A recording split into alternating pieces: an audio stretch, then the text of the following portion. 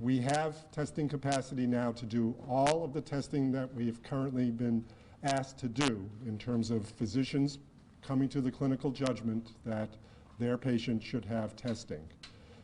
We are grouping those into higher and lower priority. I think you'll understand that those in the higher priority group might be in a hospital bed or in an ICU bed. They may be a healthcare worker who has to know if they can continue to work in the healthcare system, etc. We have done all of our testing in-state at our public health lab because, like most states, that's what we have available to us right now. And in that public health lab, we have supplies of test kits and reagents and everything that's needed to do the test, but we are limited in how far that supply will take us. We have literally 10 or 12 pathways that we're looking at simultaneously for obtaining more test kits, reagent supplies, machinery to do the testing with, personnel to do the testing, and that's at all levels, local, regional, national, that's public and private. So it's quite expansive.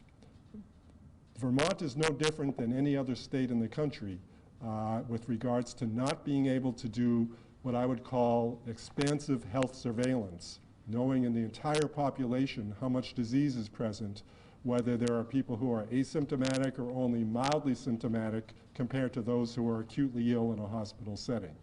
But I think as a country, you're going to find in the next week or two, we are all going to catch up rather rapidly. So we're working very closely with the Health and Human Services apparatus in Washington, with the FDA and with the CDC, all in actually separate strategies. We are working very closely with the UVM College of Medicine and the UVM Medical Center, and we are working very closely with the partnership you've often heard about from the federal level of public-private partnership with companies that are commercial and will have testing capability as we speak. They're just coming online now. So what I envision is that we will have greater local support through our affiliation and partnering with the UVM College of Medicine and Medical Center, and that will help us with this more high priority group, which we'll continue to maintain in state, and we'll have opportunities to do more of the lower priority but necessary not only public health work, but reassuring our citizens' work about their conditions through these more national lab testing opportunities.